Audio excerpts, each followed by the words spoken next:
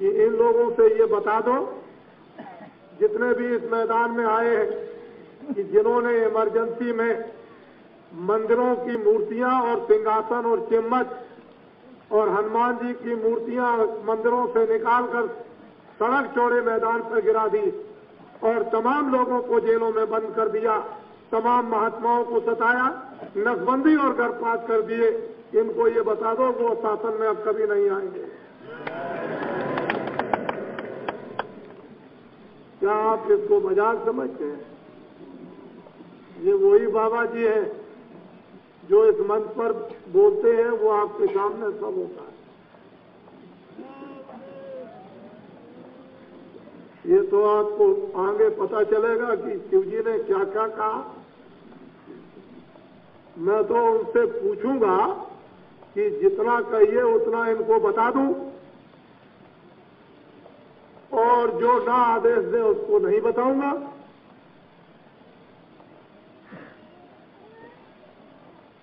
तो किसको नहीं सताया? उस समय पर आप कुछ बोले थे? किसी की जबान निकलती थी? इसलिए आप सब हमेशा महात्माओं के इतिहास को याद रखें। जो महात्मा भारत में कष्ट उठाते हैं सूली पर चढ़कर, जहर को खाकर, घर बार लोग उनका छुड़ा देते हैं, अनेक प्रकार से लोग कष्ट देते हैं। ये तो आपके बात सामने ये सिद्ध है कि राम को यदि वनवास 14 वर्ष का न मिला होता तो उनकी पूजा भारत में नहीं होती। और कृष्ण, उनका इतिहास क्या छोटा है? और ये महावीर और बौद्ध आए, ये जंगलों की तरफ न चले गए होते तो लोग इनको आज नहीं मानते। इसलिए भारत का इतिहास है कि जो विभूतियां भारत में आती हैं उनको लोग कष्ट देते हैं और वो अपने पथ के बड़े पक्के होते हैं, निशानेबाज होते हैं, ईश्वर में विश्वास रखते हैं, धर्म के परायण होते हैं और खजाना होते हैं, भंडार होते हैं धर्म के लिए आते हैं और धर्म न्याय का संदेश देते हैं। मानो को विशुद्ध अच्छी मानो चीजें देकर आत्मा को जगाते हैं और इन जीवात्माओं का जीवन काल में मरने के पहले कल्याण करते हैं। ये होता है महात्माओं का काम।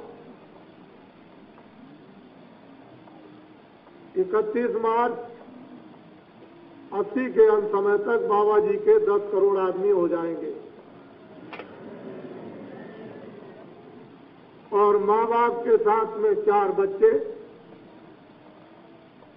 इनसे 10 करोड़ जब आदमी तैयार हो जाएंगे तो आगी पानी और ठंडी में कूदाने की परीक्षा ली जाएगी। वैसे तो मैं अभी कह दूं कि तुम सीधे आंख बंद करके भागो तो ये तो भाग जाएंगे, इनको तो मरने की कोई परवाह नहीं, सीधे गंगा में गिर पड़ेंगे और कितने तो लोग उधर चले जाएंगे और कितने लोग डूब जाएंगे। इनको ये बात की कोई परवाह नहीं, ये मौत को अब कुछ समझ नहीं रहे। मैं ऐसा देखता हूं, लेकिन ठंडी पानी में जो कूदाने की परीक्षा ली जाएगी और तुरंत इनको उसी परीक्षा के साथ एक आदेश इनको मिल जाएगा, वो आदेश तो बताने वाला नहीं, वो तो आदेश अब वक्त पर ही बताया जाएगा। माँ बाप के साथ में 4 बच्चे, वो होंगे 20 करोड़। तब तक 2 बरस में स्कूलों से बड़े बड़े क्लास के बच्चे निकल के चले आएंगे इधर, और तब तक ये इनके बच्चे स्कूलों में पहुंच जाएंगे और वो भी बच्चे अपने ही होंगे।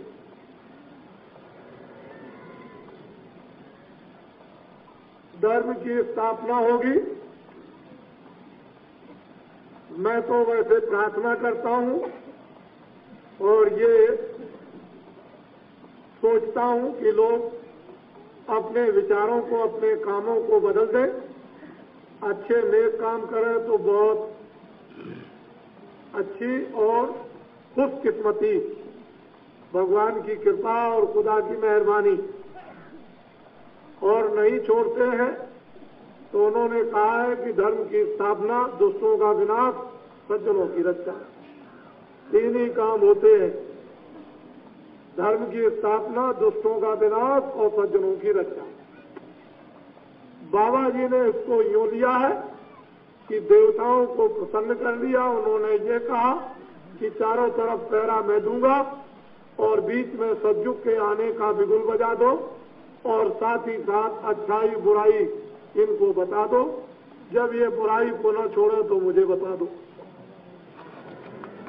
अब बाबा जी ये बात आपके सामने रखते हैं कि देवताओं को बता दिया जाएगा कि मैंने तो इनको सबको सुना दिया। कोई हिंदुस्तान में ऐसा हिंदू, मुसलमान, ईसाई नहीं रहा कि जिसके कान में ये बात नहीं पहुंच गई।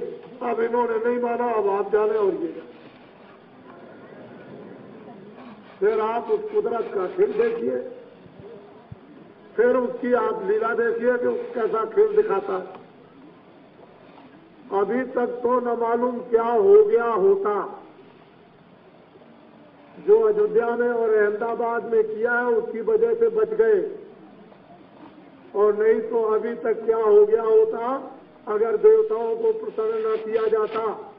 अभी तो आप गुलछर्रे उड़ाने लगे कि चीनी की कमी नहीं, चावल की कमी नहीं, अनाज की कमी नहीं, इसकी कमी नहीं। और इसके पहले तो वो चिल्लाहट थी देश के अंदर कि सब के सब मर जाएंगे, अब कोई जिंदा ही नहीं होगा। उस समय तो ये था कि बगीचे में बो, अनाज को नालियों में बो दो, इसमें बो दो, कुएं में बो दो और छत में मिट्टी डालकर और बो दो।